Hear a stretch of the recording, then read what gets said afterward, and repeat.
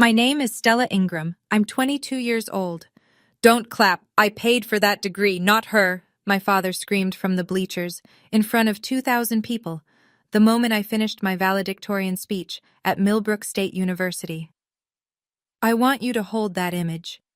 A man in a navy blazer, standing in a sea of sitting families, his voice cracking off the gymnasium walls, while his own daughter stood at the podium with shaking hands and a gold honor cord she'd bought herself. 2,000 people went silent. My pulse hammered so hard I could feel it in my teeth. But here's what my father didn't know. I'd worked 3 jobs for 4 years. I'd paid every cent of what he claimed was his. And the dean, sitting 6 feet from me on that stage, already had a file on her desk with his signature on 8 checks he was never supposed to cash. He thought he was taking credit. He was actually confessing. Before I go on, please take a moment to like and subscribe, but only if you genuinely connect with this story. Drop a comment and tell me where you're listening from and what time it is where you are. Now, let me take you back 6 years. To the fall I was 16, the last week I still had my mother. My mother, Margaret Ingram, was a high school biology teacher who could make cellular mitosis sound like a love story. She's the reason I fell for science. Every evening after dinner, she'd sit with me at our small kitchen table, the one with the wobbly leg she kept promising to fix, and we'd go through my homework together. Our refrigerator was wallpapered with my report cards, my science fair ribbons, my honor roll certificates. She taped every single one up herself. Our house was nothing fancy. A 3-bedroom on a quiet street in the suburbs of Dayton, Ohio, with a kitchen that always smelled like chicken broth and a backyard that needed mowing. But my mother made it feel like the safest place in the world. My father, Gerald, was a different presence.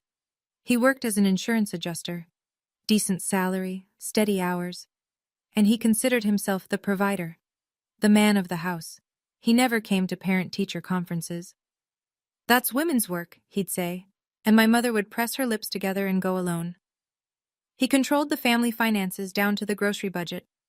My mother had a small checking account of her own, her independence money, she called it, a quiet rebellion she never talked about at dinner.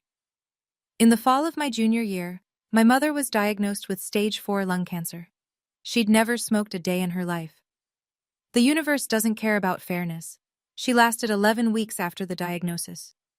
In those final weeks, while I sat beside her hospital bed doing calculus homework so she could watch, she loved watching me work. She said something I didn't understand until years later. "You'll go to college, sweetheart. I've already taken care of it." I thought she meant spiritually. I thought she was giving me permission to dream.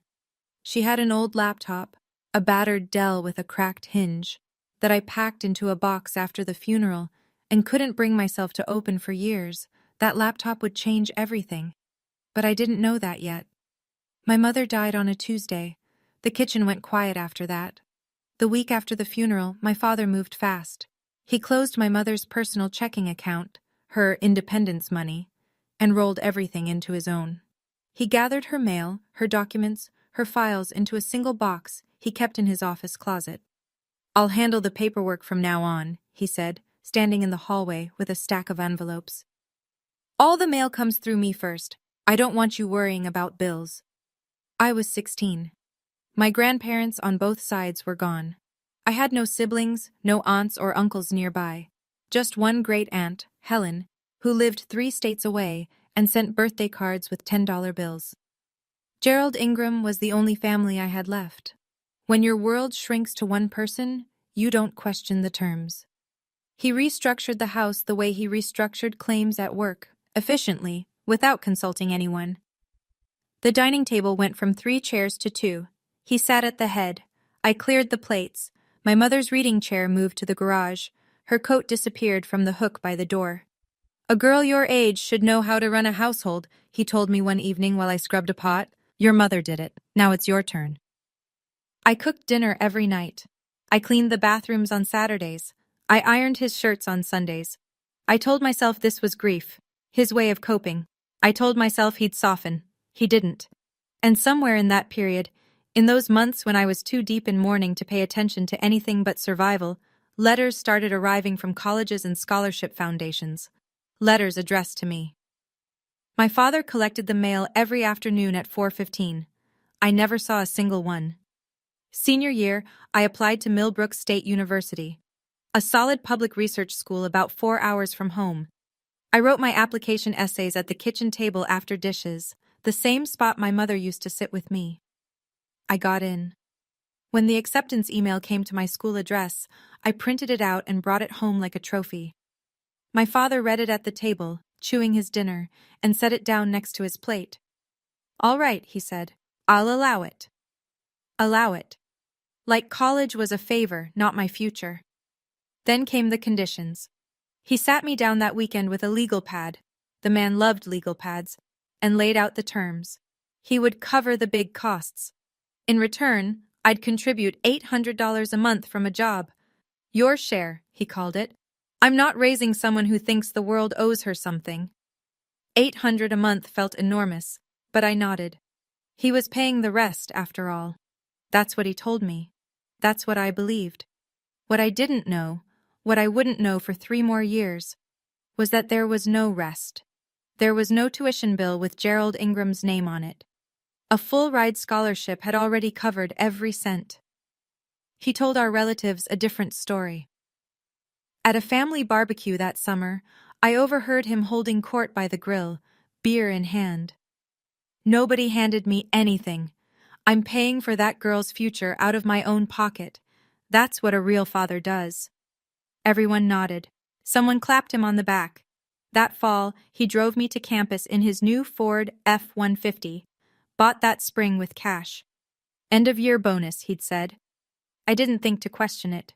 I should have. Freshman year, I became 3 people. Mornings, I was a chemistry tutor at the campus learning center. $15 an hour, mostly freshmen who couldn't balance equations. Afternoons between classes, I worked the circulation desk at the university library. A federal work-study position that paid minimum wage but let me study during slow shifts. Weekends, I pulled catering shifts for a company called Silverleaf Events. White shirt, black slacks, sore feet, carrying trays of crab cakes for people wearing shoes that cost more than my monthly rent. 18 credit hours, 3 jobs, 4 to 5 hours of sleep on a good night. My sneakers wore through at the soles by October. I taped them with duct tape and kept going because there was no alternative. My GPA at the end of the first semester, 3.97. By spring, 3.95. I made the dean's list both terms. Every month on the 1st, I transferred $800 to my father's account. He never thanked me. He never asked how I was doing. Our Sunday phone calls followed the same script. "Did you send it?" "Yes." "Good." Click. Once, just once, I called to tell him I'd made the dean's list. There was a pause on the line and then, "It's just a list, Stella. Call me when you have a real job." I hung up and stared at the wall of my dorm room for a long time. My roommate, Rachel Torres, a sociology major from Phoenix with a laugh that could fill a stadium, looked at me from her bed and said, "You okay?" "Fine," I said. I wasn't fine. But I didn't know yet just how far from fine things actually were. I was breaking my body to pay a debt that didn't exist, and the man collecting it was spending the real money on patio furniture. Sophomore year, parents' weekend. My father came to campus for the first and only time. I'd been nervous about it for weeks. Not because I was ashamed of my life, but because I'd started to notice that my life didn't look like someone whose father was paying for everything. My dorm room was sparse. My wardrobe was thrift store. I ate ramen 3 nights a week. But I'd arranged a campus tour, reserved a table at the dining hall, even ironed a blouse I'd found at Goodwill so I'd look put together. Gerald arrived in his F-150 wearing a Ralph Lauren polo, aviator sunglasses, and the confidence of a man who believed his own mythology.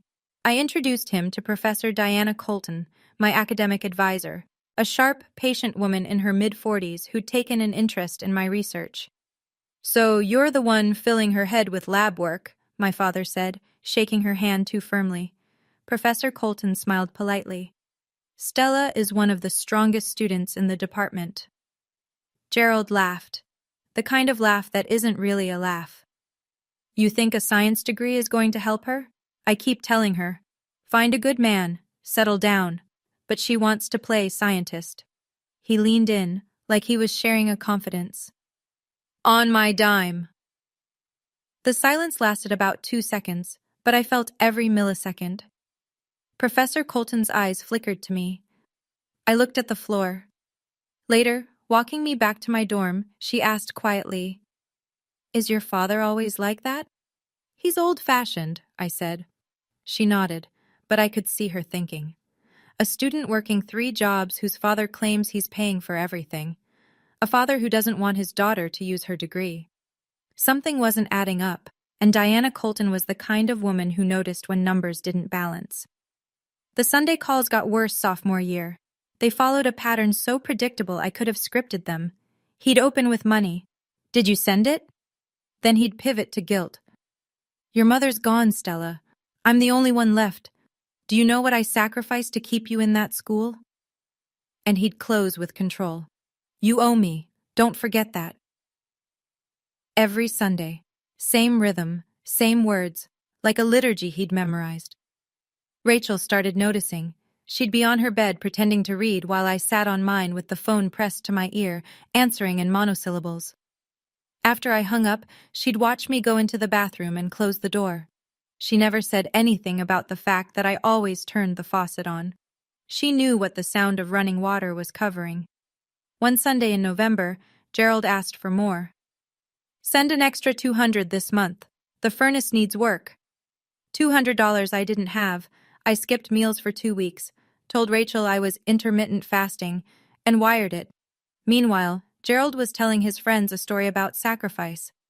I know this because his buddy Frank Murdoch mentioned it to me at Christmas. "Your dad talks about you all the time, honey. Says you're costing him an arm and a leg, but he wouldn't have it any other way." I smiled. What else could I do? But Rachel, who paid less per semester than I did, and whose parents contributed nothing, sat me down one night with the bluntness only a true friend can manage. "Stella, you pay your dad $1,000 a month and he says he's paying your tuition? You work 3 jobs, I work 0. Something doesn't add up." I told her she was overthinking it. But the seed was there, and seeds, given enough time, tend to crack concrete. Thanksgiving, sophomore year. I drove home in a borrowed car and started cooking at 5 in the morning. Gerald had invited about 15 people, cousins, old neighbors, a few work friends. He bought a turkey from Whole Foods and had me plate it on our nicest dish so it looked homemade. "Don't tell anyone I didn't cook it," he said, and I thought, everything about you is performance. By 6 p.m., the house was full. I'd made the sides from scratch: mashed potatoes, green bean casserole, cornbread, 2 pies. My hands smelled like sage and my back ached from standing since dawn. Gerald sat at the head of the table in a pressed button-down, playing patriarch. Before anyone touched their food, he raised his glass. "This year, I'm spending over $30,000 to put Stella through school. Who else can say that? But that's what a father does." Applause. Actual applause. My cousin's husband whistled. I sat with my hands in my lap. An aunt leaned over and asked what I was studying. I began to explain my biochemistry research, an enzyme inhibition project I was genuinely proud of. I got about 2 sentences in before Gerald cut across the table. "Research." He said the word like it tasted bad. "My money, her hobby." Laughter. A few uncomfortable ones, but laughter. I pressed my napkin into my thigh under the table so hard my knuckles went white. Later, while I washed dishes alone in the kitchen, my great-aunt Helen appeared beside me. She dried a plate in silence for a moment, then said, very quietly, "Your mother would be so proud, sweetheart. She tried so hard to make sure you'd be taken care of. You know that, right?" I didn't know what she meant. Not yet. "Thank you, Aunt Helen," I said. She patted my hand and didn't say anything else. But the look on her face, something between sadness and apology, stayed with me long after I drove back to campus. By the end of sophomore year, my GPA was a perfect 4.0. Dean's List for the 4th consecutive semester. Professor Colton nominated me for an undergraduate research position in the molecular biology lab, a spot that usually went to juniors and seniors. I got it. I called Gerald on a Sunday, bracing for the usual script. Instead, he surprised me. "Good," he said. One word. But from him, it felt like a standing ovation. I hung up and caught myself smiling in the mirror. Actually smiling. and hated that one syllable of lukewarm approval from this man could still make me feel like I'd won something. What I didn't know was why he was in a good mood. The Pemberton Scholars Foundation had just deposited the fall semester disbursement, $15,500, into the joint account. My father was having a very good week. That summer, I went home for 2 weeks before picking up extra catering shifts. The first thing I noticed, a new patio set in the backyard. Wrought iron, glass-top table, 6 chairs, the kind of set you see in home magazines. "When did you get this?" I asked. "Treat myself once in a while," he said. "Lord knows I deserve it." I spent that summer eating instant noodles in my dorm and picking up double shifts. Gerald sat on his new patio and drank iced tea. The second thing I noticed, and this one actually hurt, my bedroom was gone. He'd turned it into a den. Flat-screen TV mounted on the wall where my bookshelf used to be, a leather recliner where my bed had been. My things, books, photos, the box of my mother's belongings, were stacked in the garage. "You have a room at school," he said when I stood in the doorway. "You don't need to." I slept on the couch that night, and I didn't come home again for a very long time. Junior year changed everything, and it started with a broken hinge. When Gerald had cleared out my bedroom, he'd moved my mother's old Dell laptop into a box in the garage along with everything else. During my brief summer visit, I'd rescued it, shoved it in my duffel bag without really thinking. It had been sitting in my closet at school for 2 years. I couldn't bring myself to open it. Turning it on felt like hearing her voice, and I wasn't ready. But that October, I needed a backup computer. My own laptop had crashed during midterms, and I couldn't afford a replacement. So I carried the Dell to the campus IT help desk and asked if they could get it running. 3 days later, the tech called me. "Got the hard drive recovered. Everything's on there." I took it back to my dorm room, waited until Rachel left for class, sat on my bed with the laptop open on my knees and my mother's desktop staring back at me. Her wallpaper was a photo of the two of us at the state fair, age 12, cotton candy on my chin. I opened her email. Most of it was ordinary. Newsletters, school correspondence, a thread with Aunt Helen about a recipe. But in the drafts folder, I found it. An email to the Pemberton Scholars Foundation, dated March 14th, 3 months before she died. Attached, a completed application for the Pemberton Scholars Award, a full-ride merit scholarship worth $31,000 per year. The application was for me. Below the draft, in her sent folder, a confirmation reply from the foundation. "Dear Mrs. Ingram, we have received your application on behalf of Stella M. Ingram. You will be notified of our decision by August 1st. My mother was dying, and she spent her last weeks filling out scholarship applications from a hospital bed. I read it 4 times. My hands wouldn't stop shaking. She said she'd taken care of it. She meant it literally. But if I'd been awarded this scholarship, where was the money? The next morning, I walked into the financial aid office at 8 a.m. sharp and sat across from a counselor named Linda. My voice was steady, but my hands were gripping the strap of my bag so hard my fingers ached. "I have a question," I said. "Has any scholarship ever been awarded in my name?" Linda typed, clicked, scrolled. Then she looked up with an expression I couldn't read. "Yes, the Pemberton Scholars Award. Full-ride merit scholarship. $31,000 per academic year, currently in its 3rd year of disbursement." The room tilted. "Disbursement," I repeated. "To whom?" "To the student account linked to your file. The account is in your name, Stella M. Ingram, with an authorized co-signer." She read the name from the screen. "Gerald R. Ingram." I don't remember what my face did, but Linda leaned forward. "Miss Ingram? Are you all right?" I wasn't all right. I was doing math. 4 semesters at $15,500 each, plus 2 more already processed. 6 disbursements so far, totaling over $90,000, deposited into an account my father had opened when I was 17. An account I'd never seen a statement for. An account he told me was for emergencies. "Has any of that money been applied to my tuition?" I asked. Linda checked. "Your tuition has been paid in full each semester by the scholarship disbursement." "So the tuition is covered. 100%, plus a stipend for books and living expenses." I sat back.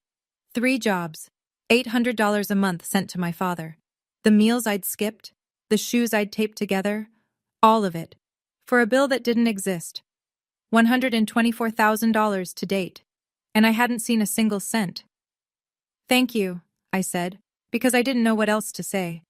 I walked out of that office and sat on a bench outside the administration building for 45 minutes, watching students walk past with their backpacks and their coffee cups, and I felt the entire architecture of my life rearrange itself. Sunday came. The phone rang at its usual time. "Month's almost over," Gerald said. "Send it early. I need new tires." I was sitting on my bed. Rachel was in the library. The dorm room felt enormous and suffocating at the same time. "Okay," I said. My voice cracked on the second syllable, barely, a hairline fracture, and I held my breath waiting to see if he'd notice. He didn't. He never listened closely enough to notice. "And Stella? Don't be late. I shouldn't have to remind you every month." "I won't be late." "Good." He hung up. I set the phone face down on my mattress and walked to the bathroom. I turned on the shower, the old trick, the one Rachel pretended not to know about, and I sat on the tile floor and let 6 years of obedience crack open. I cried until my ribs hurt. Not because I was sad, because I was furious. Because every hour I'd spent shelving library books at $7.25 an hour, every Saturday night carrying champagne flutes for strangers in ballrooms, every calculus problem I'd solved at 2 a.m. between shifts, all of it had been built on a lie. He hadn't paid a single dollar toward my education. My dying mother had secured my future from a hospital bed, and my father had stolen it and called it his own. When Rachel came home, she found me on my bed, dry-eyed, with a legal pad in my lap. "You okay?" she asked. "No," I said. For the first time I told the truth when someone asked me that question. I sent him the $800 that month. It was the last $800 he would ever get from me, but I didn't confront him. Not yet. A confrontation without proof is just a fight, and fights with Gerald Ingram were designed to be lost. I needed evidence. I needed someone with authority. I needed the dean. I went to Professor Colton first. I sat in her office, bookshelves floor to ceiling, a framed periodic table behind her desk, the faint smell of black coffee, and told her everything. The scholarship, the joint account, the $800 a month, the 3 jobs, all of it. She listened without interrupting. When I finished, she took off her glasses, set them on a stack of papers, and said, "I've been wondering about this since Parents' Weekend." "You have?" "A student working 3 jobs whose father claims he's paying full tuition. I ran the numbers in my head after I met him. They didn't fit." She put her glasses back on. "Stella, what you're describing is scholarship fraud. This isn't a family disagreement. You need to talk to the dean." 2 days later, I was sitting across from Dean Patricia Hartwell in her office on the 4th floor of the administration building. She was a tall woman in her late 50s with silver-streaked hair and the kind of calm authority that made you feel like the building itself was listening. I told her what I'd found. She asked the financial aid office to pull Gerald's full disbursement history. Within a week, they had it. 8 checks, 1 per semester, each signed by Gerald R. Ingram, each deposited into the joint account. Not a single dollar had been redirected to me or applied beyond the automatic tuition payment. The stipend for books and living expenses, thousands of dollars per semester meant to support me, went straight into his pocket. Dean Hartwell closed the folder and looked at me. "Miss Ingram, I want you to understand, what you're describing isn't a family disagreement. It's theft." She told me the university would open a formal internal investigation. She told me to keep everything confidential. "If your father learns he's under review, he may destroy evidence or move funds. We need to be thorough." I nodded. I could be thorough. I'd been surviving on thoroughness for years. The last year of college was the hardest thing I've ever done, not academically, but emotionally. I knew the truth now. Every Sunday phone call, every guilt trip, every "you owe me" landed differently when you knew the man saying it had stolen $124,000 from his dead wife's last wish. But I had to play the part. Dean Hartwell's instructions were clear. Act normal. Don't tip him off. So I sent the money. I answered the calls. I said, "Yes, Dad," when every cell in my body wanted to scream the truth across the phone line. Gerald, meanwhile, was tightening the screws. He started demanding I come home once a month. To check in, he said, which meant to check up. He still had access to my original bank account, and he'd review my transactions like an auditor. "What's this $40 at Target? What do you need books for? Doesn't the school have a library?" He also started planning my post-graduation life, without asking me. "You'll move back home after you finish," he said during one of his Sunday calls. "Get a job nearby. Secretary, receptionist, something sensible. I didn't pay for you to run off and play scientist in some other city." He actually emailed me a list. Receptionist, dental hygienist, administrative assistant, insurance clerk. Not a single research position. Not one. Behind the scenes, I made my own moves. I opened a new bank account at a different institution, one Gerald didn't know about. I started routing my paychecks there. I contacted the university's legal services office and began the process of removing Gerald as authorized signer on my student account. One afternoon, Gerald called the financial aid office directly, asking about my daughter's tuition status. The staff, briefed by Dean Hartwell, gave him a vague, cheerful runaround. He hung up satisfied. He had no idea the walls were closing in. In April of my senior year, the provost's office sent me a letter. I'd been named class valedictorian, highest GPA in the graduating class, 4.0 cumulative summa cum laude with departmental honors in biochemistry. I held that letter in my hands and felt two things collide. Pride so fierce it burned, and terror so deep it made my knees soft. Because being valedictorian meant giving a speech, in front of everyone, in front of him. Gerald's reaction was immediate and predictable. He called within hours of hearing, I still don't know who told him, and his voice had the oily warmth he only used when he wanted something. "You're giving a speech? Good. You'll thank me, in front of the whole crowd. Make sure you say my name clearly. Gerald Ingram. I want everyone to hear who made this possible." "Of course, Dad." That night, I sat at my desk and wrote 2 speeches. The first was the fake, a polished, grateful ode to fatherly sacrifice, full of phrases like, "I couldn't have done this without my father's unwavering support." I emailed it to Gerald. He read it, approved it, and replied with a single line, "Finally, about time you showed some respect." The second was real. I'm not going to tell you what was in it yet, but I will tell you this. It didn't contain my father's name. Not once. I printed both versions. The fake went into an envelope labeled, "Speech, Approved." The real one went into the inside pocket of my graduation gown, folded twice, pressed flat against my heart. Every night for the next 3 weeks, I practiced in front of the bathroom mirror while Rachel sat on the closed toilet lid and listened. Most nights, she cried, "I didn't. I'd used up my tears in the shower a long time ago." The graduation gown hung on the back of my door. I looked at it every night before I turned off the light. That black fabric, that gold honor cord, and I thought, this is mine. All of it. Every thread. 3 weeks before commencement, Dean Hartwell called me to her office. The folder on her desk was thick, maybe 40 pages. She opened it and turned it so I could see. 8 disbursement records, each with Gerald's signature. Bank routing confirmations. A spreadsheet showing every deposit, every date, every amount. $124,000 across 4 years, methodically collected by a man who told everyone, including his own daughter, that he was the one making sacrifices. "The investigation is complete," Dean Hartwell said. "Every disbursement from the Pemberton Scholars Award was deposited into a joint account opened by your father when you were 17. He signed for each check as the authorized co-signer. No funds beyond automatic tuition payment were ever transferred to you." She paused, letting that land.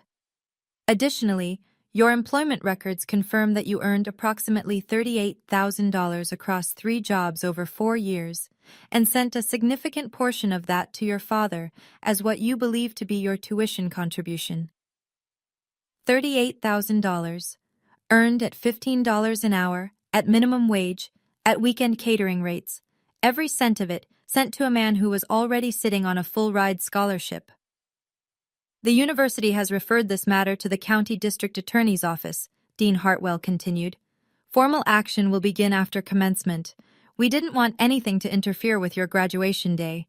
Campus security will also be briefed about your father, in case he causes a disruption. Then she pulled something from the bottom of the folder.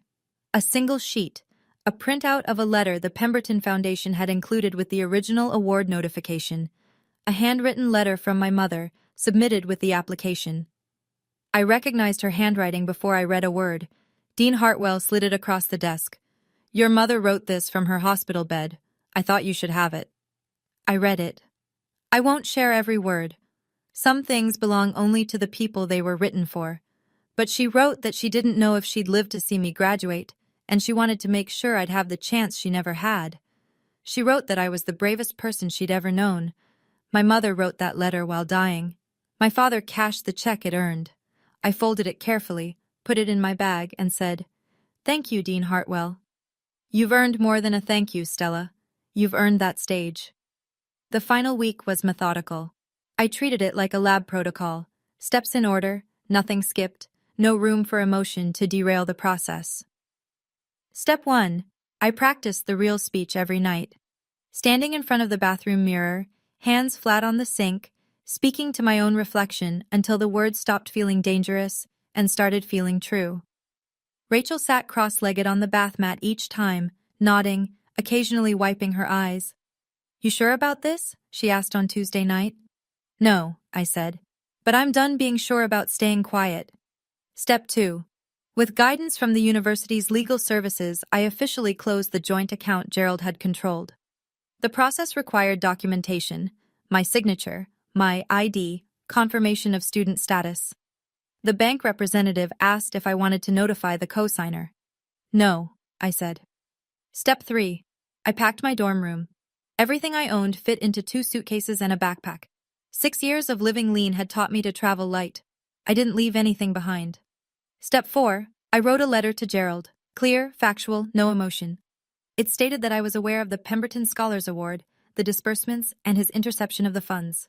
It requested full repayment and informed him that I would no longer be in contact. I sealed it in an envelope and dated it for the day after graduation. The gold honor cord cost $25. I'd asked Gerald to send me the money weeks earlier. He'd refused. What do you need a fancy rope for? So I bought it myself with tip money from a catering shift. I hung it on the doorknob of my empty dorm room and looked at it in the dark. On Friday, Rachel texted me. He bought plane tickets, and he made a dinner reservation at Morton's for after. 5 guests, his friends. She added a second text. He had invitations printed. Of course he did. The night before graduation, I was alone. Rachel had left that morning. Her family arrived early, and she'd moved to their hotel for the night. The dorm room was bare. 2 stripped mattresses, empty shelves, the kind of silence that only exists in rooms that used to be full. I sat on my bed, just the fitted sheet left, and opened my mother's laptop one last time. I'd been through the emails, the documents, the scholarship application. But that night I found something I'd missed. A photo, buried in a folder labeled Stella. A selfie my mother had taken of the 2 of us when I was 15. We were in the kitchen. Flour on the counter, a lopsided cake between us, both of us grinning like the world was small and safe. She was already thinner than she should have been. I didn't notice at the time. I touched the screen like I could reach through it. I'm graduating tomorrow, Mom, I said to the empty room. I earned it. Like you wanted. At 9 p.m., my phone rang. Gerald. Remember, he said, read the speech I approved. Wear something nice. My friends will be there. And Stella, his voice dropped into that register he used when he wanted to sound generous. This is a big day for both of us. For both of us. Yes, Dad, I said. The words tasted like ash. It was the last time I'd ever say yes to him. After we hung up, I ironed my graduation gown. Not because it was wrinkled, the fabric was fine, but because I needed something to do with my hands at 2 a.m. The iron hissed back and forth. Steam curled. On the desk beside me, my mother's photo, my graduation cap, and 2 folded speeches, one a lie, one the truth. I didn't sleep. I watched the ceiling until the sky turned gray. 7 a.m. I put on the gown. The fabric was heavier than I expected, or maybe that was just the morning. I draped the gold honor cord across my shoulders and adjusted my cap in the mirror. The tassel hung to the right.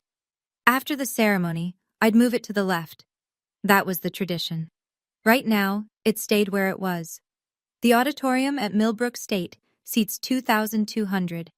When I arrived backstage at 8:15, I could already hear the low roar of families filling the bleachers, laughter, the squeak of folding seats, someone's toddler shrieking in delight. The stage was dressed for the occasion, university banners in navy and gold, a podium with the school seal, a long table with stacked diploma covers, rows of chairs for faculty in their academic regalia. Dean Hartwell found me in the staging area. She was wearing her doctoral robes, black with velvet chevrons, and she shook my hand with both of hers. "Everything is in place," she said quietly. "Security has been briefed. Just deliver your speech." Her eyes held mine, steady, an anchor. I looked out through the gap in the curtain. The auditorium was nearly full. 2,000 people, parents with cameras, siblings holding flowers, grandparents in their Sunday best. And there, dead center of the bleachers, Section C, row 12, my father. He was wearing a navy blazer with brass buttons, a red power tie. His hair was freshly cut. He looked like a man preparing to receive an award. Flanking him were 5 of his friends, men in their 50s, guys he played poker with, drank with, told stories to. The stories about his sacrifices, his money, his daughter. I noticed something on the empty seat beside him, a small card. I was too far away to read it, but later I'd learn what it said. Cordially invited to celebrate my daughter's graduation, made possible by Gerald Ingram. He'd had invitations printed, with his name larger than mine. Professor Colton, seated in the faculty section, caught my eye and gave me a single, firm nod. I touched the folded speech in my inside pocket, the real one, the one with truth in it. "Okay," I whispered. "To no one, to my mother. Let's go." Pomp and circumstance filled the auditorium like a wave. The processional began. I walked at the front, valedictorian's privilege, cap straight, shoulders back, gown brushing the floor. Behind me, 462 graduates filed in, 2 by 2, a river of black fabric and nervous grins. The audience rose, cameras flashed, parents craned their necks, scanning the line for their children. I kept my eyes forward, but I could hear Gerald, his voice carried like it always did, bellowing from the bleachers. "That's my daughter, right there, at the front." A few people around him smiled politely. His friends clapped. I climbed the stage steps and took my seat, the designated chair to the right of the podium, separated from the faculty row by a small table with a water pitcher and a glass. The stage felt enormous. Below me, 2,000 faces. Behind me, a banner. Millbrook State University, Commencement Ceremony, Class of 2025. The provost made opening remarks. A trustee read a citation. The university choir sang. I heard none of it. My pulse was a drumline. The folded speech in my pocket felt like it weighed 10 pounds. Then the MC, the associate dean, stepped to the podium. "It is my honor to introduce this year's valedictorian." Stella Ingram maintained a perfect 4.0 GPA over 4 years while working 3 concurrent jobs. She is graduating summa cum laude with departmental honors in biochemistry and has been awarded the university's highest academic distinction. Ladies and gentlemen, Stella Ingram. Working 3 concurrent jobs. I saw Gerald shift in his seat when the MC said it. His jaw tightened. That detail wasn't in the script he'd imagined. The one where his money made all of this possible and his daughter was simply talented enough to ride his generosity. I stood. I walked to the podium. I placed both palms flat on the wood. 2,000 people. Absolute quiet. I opened my mouth. 4 years ago, I said. I walked onto this campus with 2 suitcases, a used laptop, and 3 job applications already filled out. A few people chuckled. I wasn't joking, but it sounded like a humble beginning, the kind of opening audiences expect from valedictorians. It wasn't. It was the first line of the truth. I came here because of a woman who believed that education was the one thing no one could take from you. My mother, Margaret Ingram, was a high school biology teacher. She taught me that every equation has a solution, that every question deserves an honest answer, and that the hardest part of any experiment isn't the hypothesis. It's having the courage to look at the data. I paused. In the bleachers, a few parents were already dabbing their eyes. My mother's story wasn't complicated, a teacher who died too young. But it was real, and real things land differently than performance. She couldn't be here today, but everything I am started with her. I didn't look at Gerald when I said it. I didn't need to. I could feel him. I talked about the jobs, tutoring, the library, the catering shifts. I learned biochemistry in lecture halls, and I learned endurance in banquet kitchens. I served hors d'oeuvres at events where the napkins cost more than my weekly groceries. Every credit hour I earned twice. Once in the classroom, once on the clock. The audience was still, not uncomfortable, captivated. But in Section C, row 12, something was changing. Gerald Ingram had come to this ceremony to hear his name, to hear his daughter thank him publicly on a microphone in front of his friends and 2,000 witnesses. He was waiting for the line he'd approved. I couldn't have done this without my father's unwavering support. It never came. I watched, from the corner of my eye as his posture stiffened. His hands gripped his knees, his smile curdled. The friends beside him exchanged glances. Something was about to break. It happened between sentences. I had just finished saying, "Every dollar I spent on this education, I earned myself," when a sound cut through the auditorium like a gunshot. A chair, metal, folding, slammed upright against the bleacher behind it. And then a voice I'd been obedient to for 22 years roared across 2,000 people. "Don't clap! I paid for that degree, not her!" Gerald was standing, blazer unbuttoned, face crimson, veins visible in his neck even from the stage. He jabbed a finger toward me like he was scolding a child in a grocery store. Except the grocery store had 2,000 witnesses and a sound system. "She wouldn't have lasted one semester without my money," he shouted. "Everything she has, I gave her. That gown, that cord, that podium, I paid for all of it." The auditorium went silent so fast, it felt like the air had been sucked out. Someone dropped a program. A baby started crying 3 sections over. 2,000 heads turned toward Section C, row 12, toward a man in a navy blazer who had just detonated his own reputation and didn't know it yet. His 5 friends sat frozen. One of them, I'd learn later it was Frank Murdoch, slowly covered his face with his hand. I stood at the podium. The microphone was still on. I could hear my own breathing through the speakers, amplified, and I knew the audience could hear it too. My hands were trembling. I gripped the edges of the podium to stop them. My heart was slamming so hard I thought I might pass out. But I didn't cry. I looked down at the wood grain beneath my fingers. I looked at Dean Hartwell, seated to my left on the stage. She met my eyes and gave one nod, small, nearly imperceptible, but I saw it. I felt it. And I smiled. Not a wide smile, not a victorious one, the quiet kind. The kind that comes after you've been waiting for something to finally be over so the truth can start. I stepped back to the microphone. 7 words. I'd rehearsed them in the bathroom mirror for 3 weeks.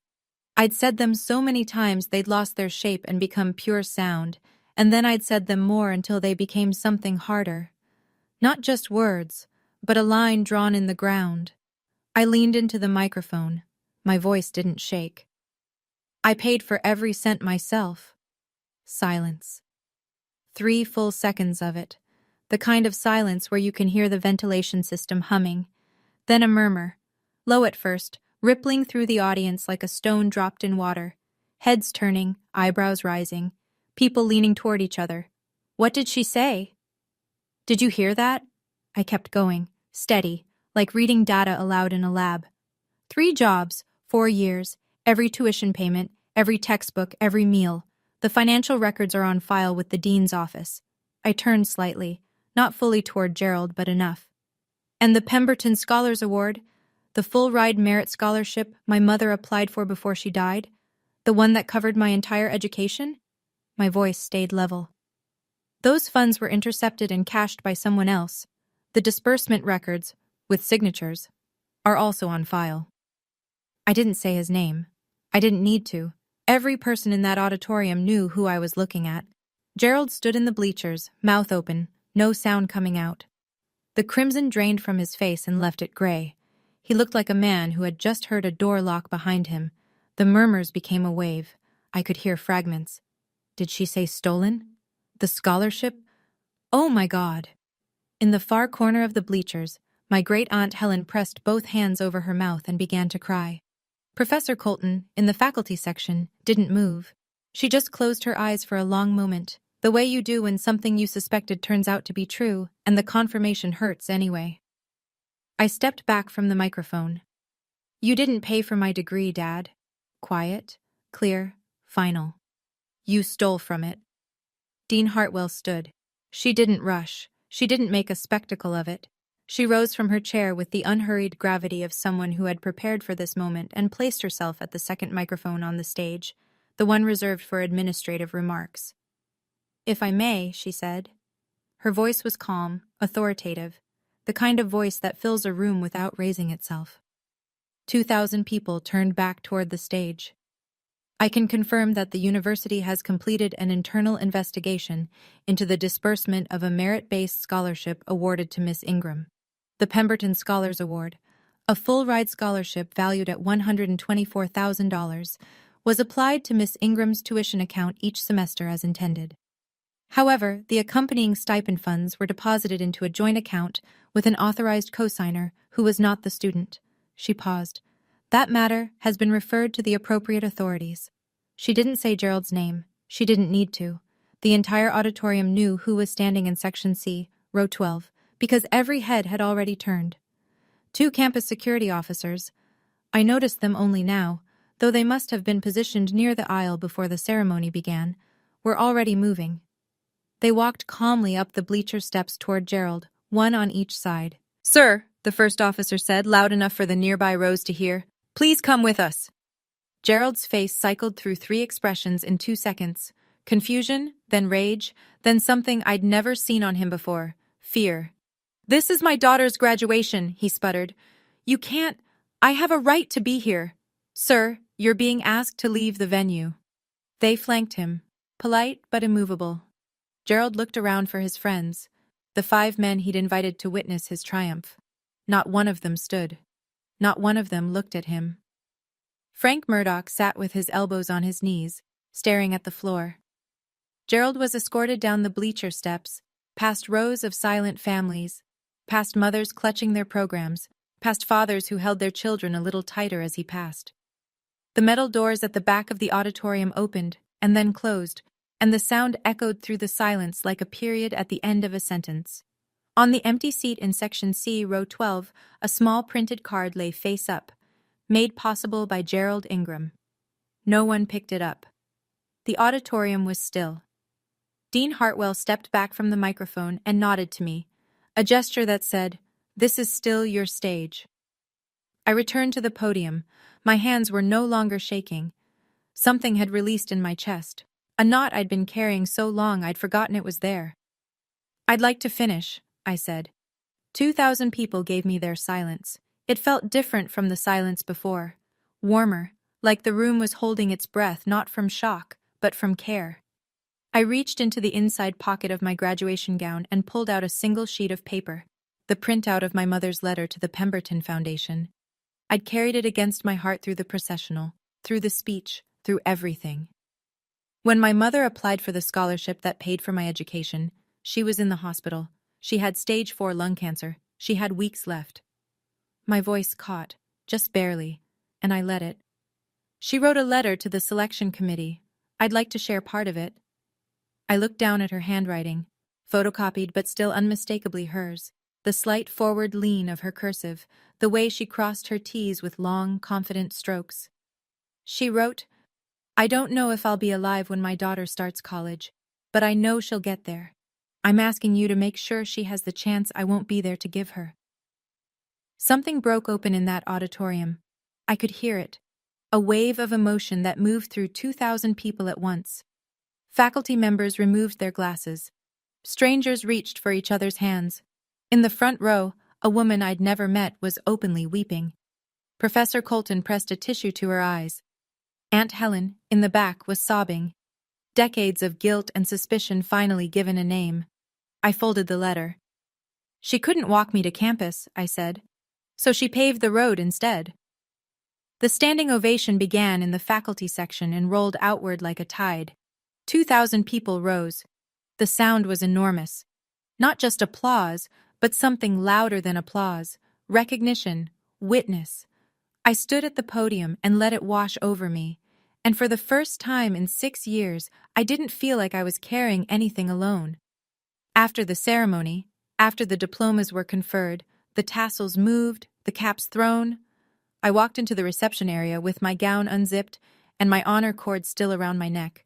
Classmates hugged me. Strangers shook my hand. A woman with tears still on her face said, "Your mother raised a warrior." And I held it together just barely. Then a man I didn't immediately recognize appeared at my elbow. He was in his late 50s, heavy-set, with thinning gray hair and the ruddy complexion of someone who spent weekends on a boat. He was wearing a sport coat that didn't quite fit, the sleeves too short, the buttons straining. One of Gerald's 5 guests. "Miss Ingram? I'm Frank Murdoch. I was a friend of your father's." "I know who you are, Mr. Murdoch." He couldn't look me in the eye. His gaze kept drifting to the floor, to the wall, anywhere. "I want you to know, I've had doubts for a while. Your dad always talked about how much he was sacrificing, how expensive you were, but last year he bought a fishing boat, cash, and I thought, where's that money coming from? An insurance adjuster?" He shook his head. "I didn't ask. I should have." He reached into his jacket and pulled out one of Gerald's custom invitations, the little card with "Made Possible by Gerald Ingram" in embossed lettering. He held it between 2 fingers, then tore it slowly in half and dropped the pieces into the nearest trash can. "I believed him for 20 years, Frank said. "That's on me." He offered his hand. I shook it. His grip was uncertain, almost apologetic. "He told us, you know. After you graduated, his plan was to have you manage a laundromat he was looking at buying." Frank's mouth twisted. A laundromat? For a girl who just graduated valedictorian in biochemistry. He walked away. No drama, no redemption arc, just a man who admitted he'd looked the other way and couldn't do it anymore. I watched him cross the parking lot alone. None of Gerald's other friends came to speak to me, but none of them went looking for Gerald either. 2 weeks after graduation, the machinery started turning. The county district attorney's office opened a formal case against Gerald Ingram. The charges: theft by deception, $124,000 in scholarship funds fraudulently intercepted over 4 years, and theft of services for the approximately $38,000 I'd earned and sent him under false pretenses.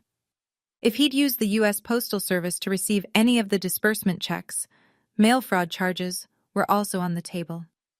My father's Sunday phone calls about sacrifice and duty had built a paper trail that now led to a prosecutor's desk. Millbrook State University issued a formal statement confirming that I had been the victim of scholarship diversion and that the matter had been referred to law enforcement. The university's emergency student fund reimbursed me $38,000, my 4 years of earnings, pending recovery from Gerald. It wasn't a gift. It was restitution through the institution, and they'd recoup it when the legal process concluded. The Pemberton Scholars Foundation responded with an announcement that they would implement direct-to-student disbursement protocols for all future awards. No more co-signed accounts, no more intermediaries. My case became the reason. Gerald hired a defense attorney. The retainer alone was reportedly north of $15,000. His fishing boat, the cash purchase Frank Murdoch had found suspicious, was identified as a potential asset for seizure. The new patio furniture, the F-150, the flat screen in my old bedroom, all purchased during the years the scholarship checks were landing. I didn't follow every development. I didn't need to. The documents spoke for themselves, just as Dean Hartwell had promised. What I focused on instead was the offer letter sitting on my kitchen counter, a research associate position at a biotech lab in Research Triangle Park, North Carolina. Starting salary, $65,000. Benefits: a 401k. My name on published papers. I signed it the same day I signed the lease on my first apartment. A studio with a window that overlooked a parking lot, which doesn't sound like much, but it was mine. Every square foot of it was mine. The call came a month later. Unknown number.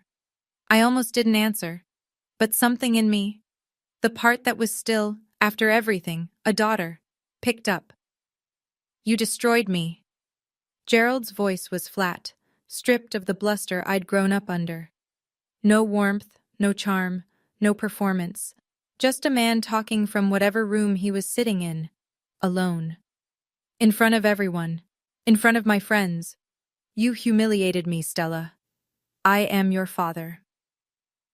I was standing in my studio apartment. The evening light came through the window and fell across the kitchen counter where my offer letter sat, already signed. My mother's photo, the selfie from the kitchen, the one with flour and cake, was taped to the wall above my desk. You are my father, I said. That's exactly why this hurts. Everything I did was for you. You stole $124,000 from a scholarship Mom applied for while she was dying. You took $38,000 I earned working 3 jobs. You told me I owed you.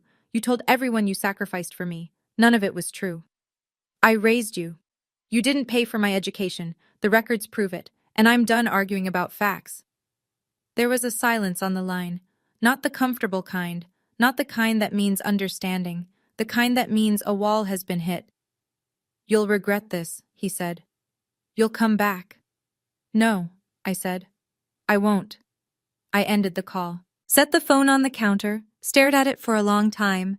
This small rectangle that had carried 6 years of guilt trips and Sunday interrogations and demands. This tiny machine through which a man had controlled his daughter from 4 hours away. Then I blocked the number. I didn't cry. I'd done my crying. What I felt was something quieter and larger, like stepping out of a building you'd been locked inside for so long you forgot there was weather. I looked at my mother's photo on the wall. I'm okay, Mom, I said. The apartment was quiet, the kind of quiet I got to choose. 6 months later, I am someone I recognize. I work at the biotech lab. I wear a white coat with my name embroidered on the pocket, Stella Ingram, Research Associate, Department of Molecular Biology. And every morning when I clip my ID badge to my lanyard, I think about a girl taping her sneakers together with duct tape so she could carry champagne flutes across a ballroom. That girl got me here. I owe her everything. My apartment has furniture now, not much, but mine. A desk from a secondhand store, a bookshelf I assembled myself, a small succulent Rachel brought when she visited last month, still somehow alive despite my best efforts. She walked in, looked around at my 380 square feet, and said, "It's perfect." She meant it. I could tell because she wasn't crying. I started therapy. I resisted at first. I told myself I was fine. I'd handled it. It was over. But my therapist, Dr. Nolan, said something in our first session that I keep coming back to. Survival isn't the same as processing. You survived it. Now we need to let your nervous system know it's over. She's right. 6 years of hypervigilance doesn't just evaporate because you move to a new city. Aunt Helen calls every Sunday now. She apologized for not speaking up sooner. She'd suspected something for years but couldn't prove it and didn't want to overstep. I told her I understood. I did. Silence in the face of power is a survival strategy I know intimately. As for Gerald, last I heard, he was negotiating a plea deal with the DA. Probation, mandatory restitution, community service. His attorney was arguing that a prison sentence would make repayment impossible. I don't know the outcome. I don't check. That chapter closed the moment I stepped off that stage. I don't owe it any more of my attention. So, that's the story. If you've made it this far, I want to sit with you for 1 more minute. Not to lecture, not to give advice, just to tell you a few things I learned. The kind of things you can only learn by living through something you didn't choose. I used to believe that silence was loyalty, that enduring mistreatment from someone who was supposed to love you was the same as honoring them. It isn't. Silence in the face of injustice isn't respect. It's a prison you build around yourself, one yes, dad, at a time. The day I stopped saying yes was the day I started breathing. I also learned this. Keep your records, keep your emails, keep your pay stubs. Keep every piece of paper that tells the truth about your life, because there will come a day when someone tries to rewrite your story, and you'll need the receipts. Documents don't lie, people do. Let the paperwork speak. And maybe most importantly, setting a boundary with someone you love is not an act of war. It's an act of survival. I didn't cut my father out of my life because I hated him. I did it because I finally loved myself enough to stop letting him take what wasn't his. If you're in a situation like mine, if someone is using guilt or obligation or family as a tool to control you, know this: you are not alone. And you don't owe anyone your silence. Thank you for staying until the end. If this story touched something in you, hit that like button. Not for me, but so the algorithm carries it to someone who needs to hear it tonight. Subscribe and tap the bell if you want more stories like this one. And check the description. There's another one waiting for you that I think you'll understand. My name is Stella Ingram. I graduated from Millbrook State University, summa cum laude, with a 4.0 GPA, 3 jobs on my resume, and a full-ride scholarship my dying mother fought for. I earned every cent, and now the record shows it.